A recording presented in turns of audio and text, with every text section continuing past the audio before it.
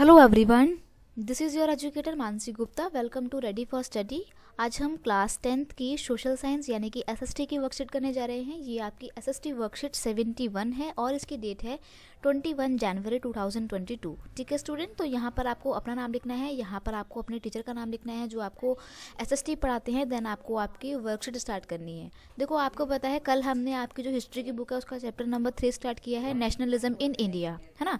तो आज ये उस चैप्टर से रिलेटेड सेकंड वर्कशीट है। मैंने आपको बोला है ना, आप एंड तक मेरे साथ बने रहना, तो आपको पूरा चैप्टर जो है वर्कशीट के साथ कवर हो जाएगा। ठीक है, तो नेशनलिज्म इन इंडिया आज हम पढ़ेंगे आइडिया ऑफ सत्याग्रह कि ये सत्याग्रह का जो विचार था ये क्या था। Mahatma Gandhi return to India in January 1915। देखो क्या था ना, गांधी जी जो थे अफ्रीका में गए हुए थे अपनी वकालत की पढ़ाई करने के लिए, बैरिस्ट्री की स्टडी के लिए। ठीक है, फिर ये वहाँ अफ्रीका में जाते हैं, वहाँ पर देखते हैं कि कैसे काले और गोरे का जो है वहाँ पे बहुत डिस्क्रिमिनेशन होता है। जो काले लोग हैं अफ्रीका के, उनके साथ बहुत सारे भेदभाव किए जाते हैं, है ना, उनको बहुत सारे राइट्स नहीं मिले हुए हैं। तो गांधी जी उसके लिए आवाज़ उठाते हैं और फिर अफ्रीका में अपनी अपनी लड़ाई वड़ाई लड़के जीतते भी हैं और फिर वापस इंडिया आते हैं। तो कब आते हैं? 1915 में, 1915 में वापस इंडिया आते हैं। He had successfully fought the racist regime with the novel method of mass agitation which is called the सत्याग्रह। उन्होंने सत्याग्रह का इस्तेमाल किया था अफ्रीका में भी अपनी लड़ाई के लिए। ठीक है, तो देखते हैं भाई, idea of satyagraha emphasise the power of truth and need to search for truth. जो सत्याग्रह का आइडिया वो क्या कहता है? सच्चाई पर बल देता है और सच्चाई को ढूंढने के लिए सत्य के मार्ग में चलने पर बल देता है।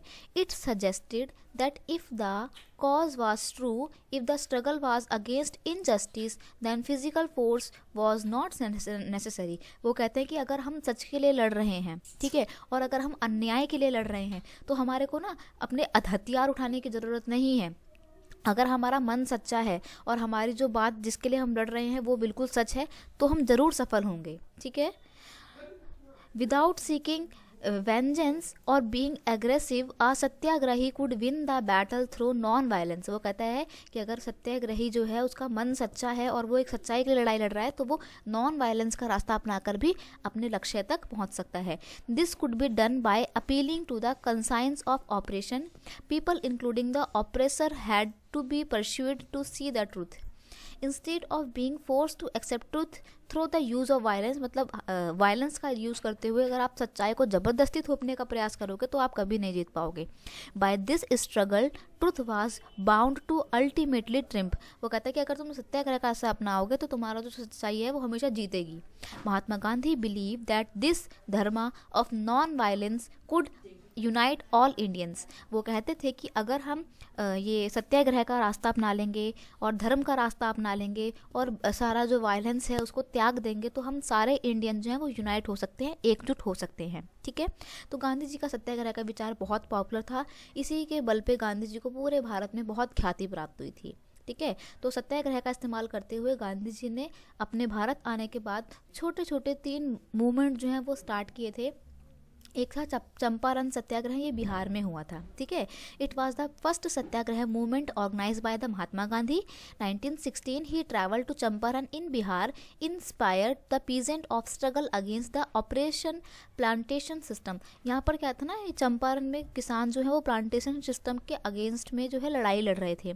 तो गांधी जी आकर जो है उनका हौसला बढ़ाते हैं और उनकी किसानों की तरफ से ही अपनी बात रखते हैं और सक्सेसफुली वो जीत भी जाते हैं। इस तरीके से क्या होता है ना, जो हमारा इनका बिहार में चलने वाला जो प्लांटेशन सिस्टम था वो अबॉलिश कर दिया जाता है, सक्सेसफुली हटा दिया जाता है और गांधी जी जीत जाते हैं और किसानों का जो एक्सप्लॉयटेशन हो रहा होता है वो भी रुक जाता है। ठीक है, गांधी जी के द्वारा चलाया गया दूसरा मूवमेंट कौन सा था? खेड़ा सत्याग्रह। ये अहमदाबाद में चलाया है, नहीं, ये गुजरात में चलाया गया था। ठीक है, खेड़ा में, गुजरात के खेड़ा में चलाया गया था।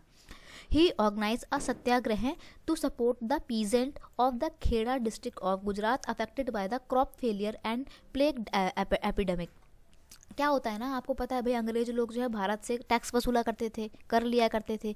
तो क्या होता है उस टाइम पे 1917 के टाइम पे गुजरात में क्या होता है ना, क्रॉप फेलियर हो जाता है। जो क्रॉप होती है किसानों की वो ख़राब हो जाती है और प्लेग की जो बीमारी है वो भी बहुत ज़्यादा फैल जाती है। तो ऐसे में किसान वगैरह जो है उनकी प्रोडक्शन बहुत कम हुई होती है, तो वो रेवेन्यू जो है पूरा नहीं चुका पा रहे होते हैं। ठीक है, तो इसीलिए जो पीजेंट्स हैं वो अंग्रेज़ों से बोलते हैं कि प्लीज़ आप जो है हमसे टैक्स मत लो, लेकिन अंग्रेज नहीं मानते हैं। ठीक है। फिर गांधी जी जो है वो किसानों की तरफ से जाते हैं, उनकी डिमांड रखते हैं और फाइनली वो जीत जाते हैं। तो this Satyagraha was also successful, ये भी जो है किसानों की सत्याग्रह बिल्कुल सक्सेसफुल होता है। इसके ऊपर तो एक बहुत अच्छी मूवी भी है, महात्मा गांधी करके नाम है उसका, महात्मा गांधी ही नाम है मूवी का, देखना आप यूट्यूब पे अवेलेबल है, काफ़ी अच्छी मूवी है।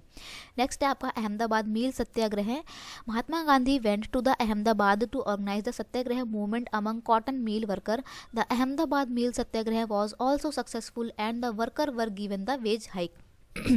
क्या होता है, महंगाई बढ़ रही होती है लेकिन कॉटन मिल में काम करने वाले जो वर्कर होते हैं उनकी सैलरी नहीं इंक्रीज़ हो रही होती है। तो जो सत्याग्रही होते हैं, मतलब जो वर्कर्स होते हैं, वो क्या करते हैं, स्ट्राइक कर देते हैं। तो गांधी जी उनका सपोर्ट करने के लिए जाते हैं उनकी स्ट्राइक में, और सक्सेसफुली वो स्ट्राइक जो है विदाउट एनी वायलेंस जो होती है वो स्ट्राइक, और फिर इन द एंड जो है जो कॉटन मिल के जो वर्कर्स होते हैं उनके वेजेस को इंक्रीज़ करने की बात जो है वो मान ली जाती है इंडस्ट्रियलिस्ट के द्वारा, और उनका जो वेतन है वो भी बढ़ा दिया जाता है। तो यानी कि ये वाला भी सक्सेसफुल होता है। तो गांधी जी का जो सत्याग्रह का ये हथियार था हमेशा सक्सेसफुल रहा है।